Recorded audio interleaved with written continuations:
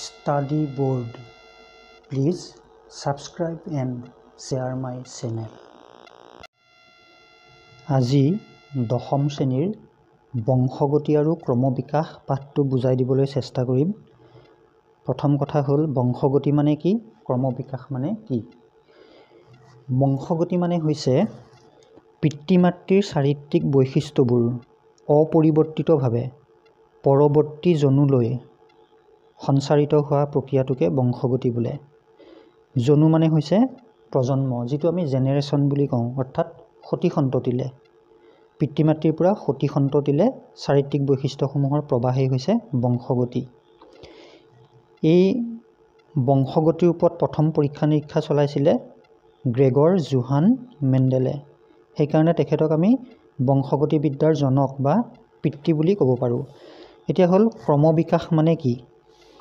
ক্ৰমবিকাশ মানে হৈছে ইয়াত দিছোঁ, ক্ৰমবিকাশ মানে হৈছে কোনো এক প্ৰজাতিৰ জীৱৰ চাৰিত্ৰিক বৈশিষ্ট্যসমূহৰ পৃথক পৃথককৈ একাদিক্ৰমে কেইবাটাও জনুত বংশানুক্ৰমিক প্ৰৱাহ ঘটাৰ ফলত নতুন চাৰিত্ৰিক বৈশিষ্ট্যৰ সতি সন্ততি সৃষ্টি হোৱা প্ৰক্ৰিয়াটোকে ক্ৰমবিকাশ বোলে। অৰ্থাৎ ক্ৰমবিকাশ প্ৰক্ৰিয়াটো তৎক্ষণাতে হোৱা প্ৰক্ৰিয়া নহয়, ই কেইবাটাও জেনেৰেশ্যন বা কেইবাটাও জনু পাৰ হোৱাৰ পিছতহে, মানে কেইবাটাও বংশ বা কেইবাটাও জনু পাৰ হোৱাৰ পিছতহে ইয়াক লক্ষ্য কৰা যায়। এতিয়া মেণ্ডেলৰ দুটা পৰীক্ষা আমি পাইছোঁ, একশংকৰ পৰীক্ষা আৰু দ্বিশংকৰ পৰীক্ষা। ইয়াত একশংকৰ পৰীক্ষা মানে কি আৰু দ্বিশংকৰ পৰীক্ষা মানে কি আমি তাক ক'ম।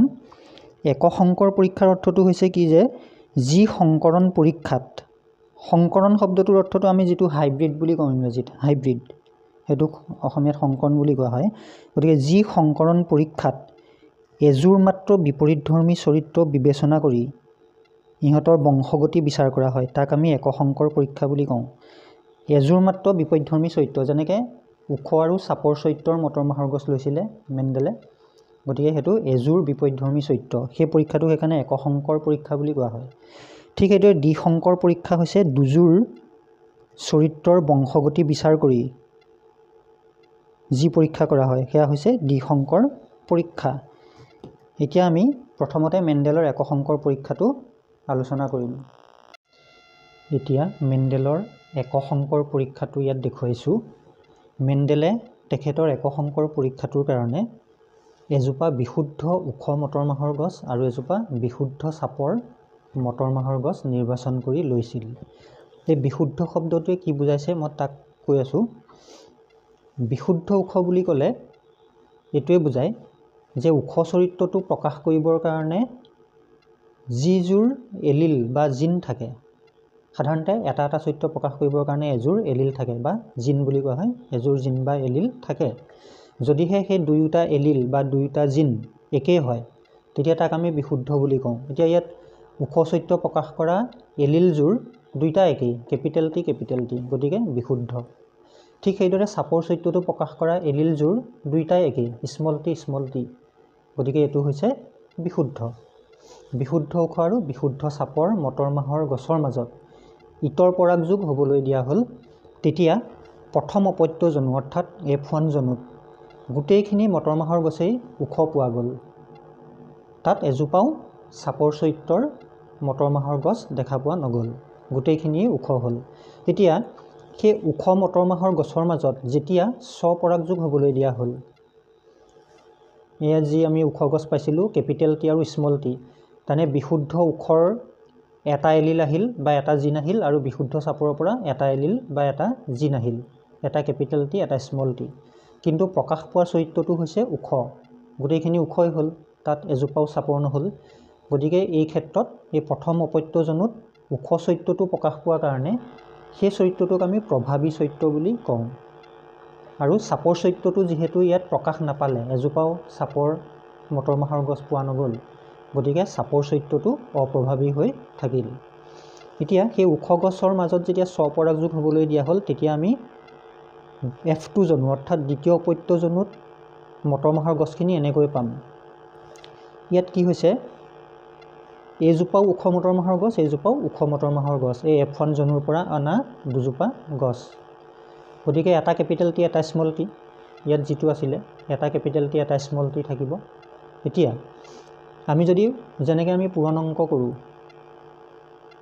এলজেব্ৰাত, ঠিক তেনেকৈ পূৰণ কৰি দিলেই হ'ল। প্ৰথমতে কেপিটেল টি লগত ইয়াৰ কেপিটেল টি পূৰণ কৰিলোঁ, কেপিটেল টি হ'ল। আকৌ ইয়াৰ কেপিটেল টিৰ লগত ইয়াৰ স্মল টি পূৰণ কৰিলোঁ, গতিকে এটা কেপিটেল টি এটা স্মল টি হ'ল। ঠিক তেনেকৈ এবাৰ এই স্মল টিৰ লগত কেপিটেল টি পূৰণ কৰি দিলোঁ, গতিকে কেপিটেল টি স্মল টি পালোঁ। ইয়াৰ স্মল টি দুইটা পূৰণ কৰি দিলোঁ, দুইটা স্মল লেটাৰ টি পাই গ'লোঁ। অৰ্থাৎ য'ত কেপিটেল টি দুটাই হওক বা এটাই হওক থাকিব, ইয়াত যেনেকৈ দুইটাই কেপিটেল টি আছে, গতিকে এই ওখ চৰিত্ৰৰ হ'ব। ইয়াত এটা স্মল টি এটা কেপিটেল টি এটা থাকিলেও গছজোপা ওখই হ'ব। যিহেতু কেপিটেল টি ওখ চৰিত্ৰটো প্ৰভাৱী হয়, গতিকে সেই চৰিত্ৰটোৱেহে প্ৰকাশ পাব। সেইকাৰণে এযোৰ এলিলত এটা যদি ওখ চৰিত্ৰ প্ৰকাশ কৰা এলিল আৰু এটা যদি চাপৰ চৰিত্ৰ প্ৰকাশ কৰা এলিল থাকে, তেতিয়া চাপৰ চৰিত্ৰটো প্ৰকাশ নাপায়, অৰ্থাৎ গছজোপা ওখই হ'ব, ওখ চৰিত্ৰটোহে প্ৰকাশ পাব। সেইকাৰণে কেপিটেল টি থাকিলে গছ ওখই হ'ব। ইয়াতো কেপিটেল টি আছে, গতিকে ওখই হ'ব। ইয়াত দুইটা স্মল টি, গতিকে ইয়াত চাপৰ হ'ল। অৰ্থাৎ তিনিজোপা যদি ওখ হৈছে, এজোপা চাপৰ হৈছে। ইয়াত অনুপাতটো এইটো, ওখ গছৰ আৰু চাপৰ গছৰ অনুপাতটো 3:1। গতিকে আমি যদি পাৰ্চেণ্টেজ হিচাপে কওঁ যে 75% হ'ব ওখ গছ আৰু 25% হ'ব চাপৰ গছ। এইটোৱে হৈছে মেণ্ডেলৰ একশংকৰ পৰীক্ষা। এতিয়া মেণ্ডেলৰ দ্বিশংকৰ পৰীক্ষাটো বুজাবলৈ চেষ্টা কৰিম। মেণ্ডেলে দুযোৰ বিপৰীতধৰ্মী চৰিত্ৰ লৈছিলে, হালধীয়া ঘূৰণীয়া, এইটো হালধীয়া ঘূৰণীয়া চৰিত্ৰৰ আৰু সেউজীয়া সুতুৰা চৰিত্ৰৰ। এজোপা মটৰ মাহৰ গছত দুটা চৰিত্ৰ আৰু এজোপা মটৰ মাহৰ গছত দুটা চৰিত্ৰ, দুইটা চৰিত্ৰই বিপৰীতধৰ্মী। এই মটৰ মাহৰ গছকেইজোপাৰ মাজত যেতিয়া পৰাগযোগ ঘটালে, তেতিয়া প্ৰথম অপত্যজনু, যিটো F1 জনু বুলি লিখোঁ আমি, তাত গোটেইখিনি মটৰ মাহৰ গছেই হালধীয়া ঘূৰণীয়া পোৱা গ'ল, এইটো চৰিত্ৰৰ পোৱা গ'ল। এই চৰিত্ৰটোৰ মটৰ মাহৰ গছ এজোপাও পোৱা নগ'ল। ইয়াত আমি দেখুৱাইছোঁ হালধীয়া চৰিত্ৰটোৰ কাৰণে এযোৰ এলিল YY, ঘূৰণীয়া চৰিত্ৰটোৰ কাৰণে এযোৰ এলিল RR থাকিব। ঠিক সেইদৰে সেউজীয়া চৰিত্ৰটোৰ কাৰণে স্মল y এযোৰ এলিল থাকিব। সুতুৰা চৰিত্ৰটোৰ কাৰণেও এযোৰ এলিল বা জিন বুলি কওঁ থাকিব স্মল r। এতিয়া হালধীয়া ঘূৰণীয়া মটৰ মাহৰ গছজোপাৰ জনন কোষত কেপিটেল Y এটা, কেপিটেল R এটা এযোৰ থাকিব। ঠিক সেইদৰে সেউজীয়া সুতুৰা চৰিত্ৰৰ মটৰ মাহৰ গছজোপাৰ জনন কোষত স্মল y এটা, স্মল r এটা এযোৰ থাকিব। বা আমি জনন কোষ দুটা নেদেখুৱালেও হয়, আমি ডাইৰেক্ট ইয়াৰ পৰাও এইটো কৰিব পাৰোঁ। প্ৰথম অপত্যজনু অৰ্থাৎ F1 জনুত আমি কি পালোঁ, ইয়াৰ কেপিটেল Y, ইয়াৰ স্মল y, ইয়াৰ কেপিটেল R, ইয়াৰ স্মল r, চবৰে এটা এটা এলিল বা জিন আহি যাব। কেপিটেল Y এটা আহিল, কেপিটেল R এটা আহিল, স্মল y এটা আহিল, স্মল r এটা আহিল। গতিকে ইয়াত দুযোৰ অৰ্থাৎ 4ডাল এলিল থাকিব। এতিয়া দুটা চৰিত্ৰৰ কাৰণে 4ডাল এলিল, কাৰণ এটা চৰিত্ৰৰ কাৰণে এযোৰ এলিলেই থাকে। আমি ইয়াত দেখিলোঁ কেপিটেল Y এটা আছে, কেপিটেল R এটা আছে। যিহেতু এইটো হ'ল প্ৰভাৱী চৰিত্ৰৰ, গতিকে কি হ'ব, ইয়াত কেপিটেল Y থকা মানে কেপিটেল Yটোৱে কি বুজাইছিল, হালধীয়া চৰিত্ৰ বুজাইছিল, গতিকে হালধীয়া চৰিত্ৰটো আহি যাব। ঠিক সেইদৰে কেপিটেল Rটোৱে কি চৰিত্ৰ বুজাইছে, যে ঘূৰণীয়া চৰিত্ৰটো বুজাইছে, গতিকে ঘূৰণীয়া চৰিত্ৰটো আহি গ'ল। অৰ্থাৎ F1 জনুত বা প্ৰথম অপত্যজনুত গোটেইখিনি উদ্ভিদেই, গোটেইখিনি মটৰ মাহৰ গছে আমি এই চৰিত্ৰটো পাই গ'লোঁ, হালধীয়া ঘূৰণীয়া চৰিত্ৰৰ পালোঁ। কিন্তু গোটেইখিনি উদ্ভিদেই হালধীয়া ঘূৰণীয়া চৰিত্ৰৰ হ'ল যদিও সেই উদ্ভিদখিনিত কি হ'ব, সেউজীয়া চৰিত্ৰ প্ৰকাশ কৰা, সুতুৰা চৰিত্ৰ প্ৰকাশ কৰা এটা এটা এলিলো আছে, তাত অপ্ৰভাৱী হৈ আছে, কিন্তু প্ৰকাশ পাইছে কেৱল হালধীয়া ঘূৰণীয়া চৰিত্ৰটো। এতিয়া কি হ'ল, এই F1 জনুৰ মটৰ মাহৰ গছখিনিৰ মাজত যেতিয়া পৰাগযোগ ঘটোৱা হ'ল, তেতিয়া আমি এনেকৈ দেখুৱাব পাৰোঁ, একেবাৰে সহজে আমি উলিয়াব পাৰোঁ কোনটো চৰিত্ৰৰ কেইজোপা মটৰ মাহৰ গছ পাম, বা তাৰ অনুপাতটো আমি সহজেই এনেকৈ উলিয়াব পাৰোঁ।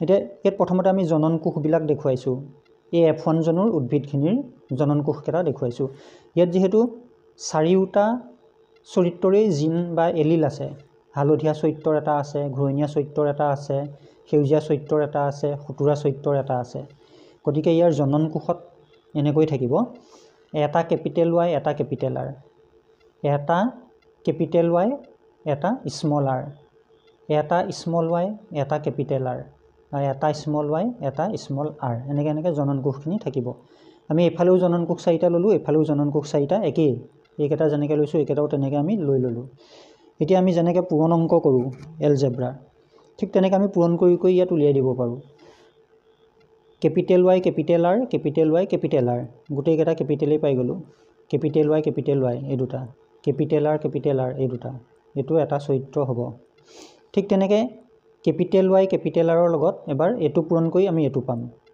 এটো কেপিটেল y এটো কেপিটেল y এই দুটা এটো কেপিটেল r এটো স্মল r এই দুটা পাই গ'লোঁ ঠিক তেনেকৈ ইয়াৰ লগত এটো পাম আমি কেপিটেল y এটো কেপিটেল y এটো স্মল y এটো স্মল y এটো কেপিটেল r এটো কেপিটেল r দুটা পাই গ'লোঁ ঠিক তেনেকৈ ইয়াৰ লগত এটো পূৰণ কৰি পেলাই এটো পাম আমি কেপিটেল y স্মল y এটো capital y small y capital r small r এটো কেপিটেল r স্মল r এনেকৈ আমি এইখিনি গোটেইখিনি উলিয়ালোঁ ঠিক তেনেকৈ নেক্সট লাইনটোতো একেই ইয়াৰ লগত এটো পূৰণ কৰিলে আমি এটো পাম কেপিটেল y এযোৰ কেপিটেল r স্মল r এটো কেপিটেল r স্মল r পাই গ'লোঁ ঠিক তেনেকৈ ইয়াৰ লগত এটো পূৰণ কৰি এটো পাম কেপিটেল y এযোৰ কেপিটেল y স্মল r এযোৰ স্মল r এনেকৈ আমি গোটেইখিনি উলিয়াই ল'ব পাৰোঁ তথাপিও দেখাই দিছোঁ ইয়াত এটা স্মল y ইয়াত এটা কেপিটেল y স্মল y এটো কেপিটেল y স্মল y পালোঁ কেপিটেল r স্মল r এটো কেপিটেল r স্মল r পালোঁ ঠিক তেনেকৈ ইয়াৰ লগত এই লাষ্টৰটো কেপিটেল y আৰু স্মল y এটো কেপিটেল y স্মল y পালোঁ স্মল r এই দুটা আমি স্মল লেটাৰ r পালোঁ তেনেকৈ আমি গোটেইকেইটা পূৰণ কৰি উলিয়াই পেলালোঁ এনেকৈ উলিওৱাৰ পিছত এই লাইনটোতো আমি একেই কৰিম এটোৰ লগত এটো পূৰণ কৰি এটো পালোঁ এটোৰ লগত এটো পূৰণ কৰি এটো পালোঁ তেনেকৈ এটোৰ লগত এটো পূৰণ কৰি এটো পালোঁ তেনেকৈ আমি গোটেইকেইটা লাইন উলিয়াই পেলালোঁ এতিয়া আমি চৰিত্ৰকেইটা এই এলিল কিজোৰৰ পৰা আমি চৰিত্ৰকেইটা উলিয়াব পাৰোঁ ইয়াত কেপিটেল y কেপিটেল r আছে গতিকে কেপিটেল y কেপিটেল r এটো চৰিত্ৰ হালধীয়া ঘূৰণীয়া গতিকে হালধীয়া ঘূৰণীয়া চৰিত্ৰ হ'ল মই ইয়াত চমুকৈ লিখিছোঁ হালধীয়া ঘূৰণীয়া ঠিক তেনেকৈ ইয়াতো আমি দেখিছোঁ যে কেপিটেল y আছে কেপিটেল r আছে এটাই থাকক বা দুটাই থাকক কথা নাই কেপিটেল লেটাৰ যদি থাকে এটো চৰিত্ৰ আহি যাব কেপিটেল y এ হালধীয়া বুজায় গতিকে হালধীয়া আহিল কেপিটেল rটোৱে ঘূৰণীয়া বুজায় গতিকে কেপিটেল rটোৰ কাৰণে ঘূৰণীয়া চৰিত্ৰটো আহিব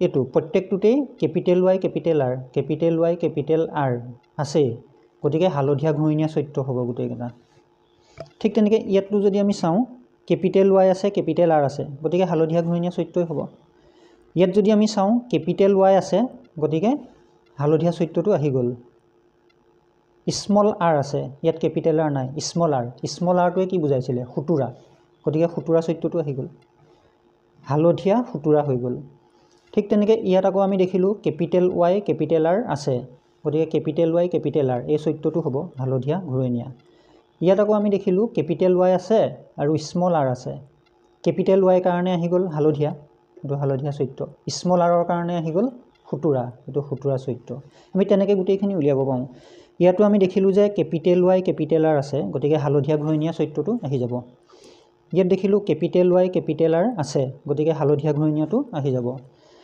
ইয়াত দেখিলোঁ স্মল y এ কি চৰিত্ৰ বুজাইছিলে সেউজীয়া গতিকে ইয়াত সেউজীয়া চৰিত্ৰ আহি গ'ল দুইটা স্মল y আছে সেউজীয়া চৰিত্ৰ আহি গ'ল কেপিটেল r আছে কেপিটেল r এ কি বুজাইছিল ঘূৰণীয়া গতিকে ঘূৰণীয়া চৰিত্ৰটো আহি গ'ল তেনেকৈ এটো আমি উলিয়াব পাৰোঁ স্মল y দুইটা স্মল y আছে স্মল y আছিলে সেউজীয়া গতিকে সেউজীয়া চৰিত্ৰ আহি গ'ল কেপিটেল r এটা আছে গতিকে কেপিটেল r এ কি বুজায় ঘূৰণীয়া চৰিত্ৰটো আহি যাব তেনেকৈ গোটেইখিনি আমি উলিয়াব পাৰোঁ ইয়াত কেপিটেল y আছে কেপিটেল r আছে কেপিটেল y কেপিটেল r হালধীয়া ঘূৰণীয়া পাই গ'লোঁ এটো ইয়াত কেপিটেল y আছে স্মল r আছে কেপিটেল y কাৰণে হালধীয়া কেপিটেল Y হালধীয়া বুজায়, হালধীয়া আহিল। স্মল লেটাৰ R কেইটাই সুতুৰা বুজায়, গতিকে সুতুৰা আহি গ'ল। তেনেকৈ ইয়াতো আমি দেখিছোঁ স্মল লেটাৰ Y আছে, স্মল লেটাৰ Y সেউজীয়া বুজাইছে, গতিকে সেউজীয়া চৰিত্ৰ আহিল। কেপিটেল R এটা আছে, গতিকে কেপিটেল R ঘূৰণীয়া বুজায়, গতিকে ঘূৰণীয়া চৰিত্ৰটো আহি গ'ল। ইয়াত গোটেইকেইটাই স্মল লেটাৰ, ৱাইও স্মল আৰু স্মল লেটাৰ, গতিকে স্মল লেটাৰ কেইটাই সেউজীয়া সুতুৰা বুজাইছে, এইটো সেউজীয়া সুতুৰা আহি গ'ল। এতিয়া আমি এই চাৰ্টখনৰ পৰা আমি এইটো উলিয়াই পেলাব পাৰোঁ। কেনেকৈ পাৰোঁ? ইয়াত আমি যদি চাওঁ হালধীয়া ঘূৰণীয়া চৰিত্ৰ কেইটা পাইছোঁ? 1 2 3 4 5 6 7 8 9টা পাই গ'লোঁ, এইটো 9 আহি গ'ল। ঠিক তেনেকৈ হালধীয়া সুতুৰা চৰিত্ৰ আমি যদি চাওঁ, ইয়াত এইটো হালধীয়া সুতুৰা 1, এইটো 1 2 আৰু এইটো 3টা, গতিকে আমি হালধীয়া সুতুৰা 3টা পাই গ'লোঁ। তেনেকৈ সেউজীয়া ঘূৰণীয়া, মই ইয়াত চমুকৈ লিখিছোঁ সেউজীয়া ঘূৰণীয়া, আমি যদি ইয়াত বিচাৰোঁ এইটো সেউজীয়া ঘূৰণীয়া 1, এইটো 1 2, এইটো 1 3টা আমি পাই গ'লোঁ। তাৰপিছত সেউজীয়া সুতুৰা, এই চৰিত্ৰটো সেউজীয়া সুতুৰা চৰিত্ৰ মাত্ৰ এটাই আছে ইয়াত, এইটো 1 পাই গ'লোঁ। অৰ্থাৎ মেণ্ডেলৰ দ্বিসংকৰণ পৰীক্ষাৰ অনুপাতটো হৈছে এইটো 9:3:3:1 এইটো। গতিকে আমি এনেকৈয়ে গোটেইখিনি আমি উলিয়াই ল'ব পাৰোঁ নিজে। এতিয়া আমি চাম লিংগ নিৰ্ধাৰণ কেনেকৈ হয়। পুৰুষৰ যৌন ক্ৰমজমত এডাল X আৰু এডাল Y বুলি ধৰোঁ আমি, আৰু ঠিক তেনেকৈ মহিলাৰ যৌন ক্ৰমজমযোৰত XX বুলি ধৰোঁ।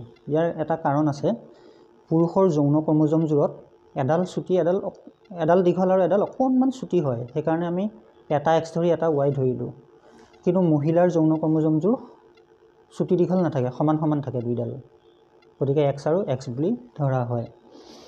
এতিয়া যোজন কোষ গঠন হোৱাৰ সময়ত, অৰ্থাৎ নিষেচনৰ পিছত যেতিয়া যোজন কোষ গঠন হয়, তেতিয়া পুৰুষৰ জনন কোষৰ পৰা এডাল X ক্ৰমজম আহিল, আৰু মহিলাৰ যিহেতু Y ক্ৰমজম নাই, গতিকে X ক্ৰমজমেই আহিব। দুইডালেই যেতিয়া X ক্ৰমজম হৈ গ'ল, যোজন কোষত যেতিয়া দুইডালেই XX হৈ গ'ল, X আৰু X, তেতিয়া ছোৱালী সন্তান হ'ব। সেই যোজন কোষৰ পৰা ভ্ৰূণ সৃষ্টি হ'ব, হৈ পেলাই এসময়ত ছোৱালী সন্তান হ'ব। ঠিক সেইদৰে পুৰুষৰ পৰা যদি এডাল Y ক্ৰমজম আহে, আৰু মহিলাৰ পৰাতো X ক্ৰমজমেই আহিব, কাৰণ ইয়াত Y নাথাকেই, গতিকে X ক্ৰমজম আহিল, পুৰুষৰ পৰা Y আহিল, এডাল X এডাল Y হ'ল, গতিকে ল'ৰা সন্তান হ'ব। এইটোৱে এনেকৈ লিংগ নিৰ্ধাৰণ হয়। Study board. Please subscribe and share my channel.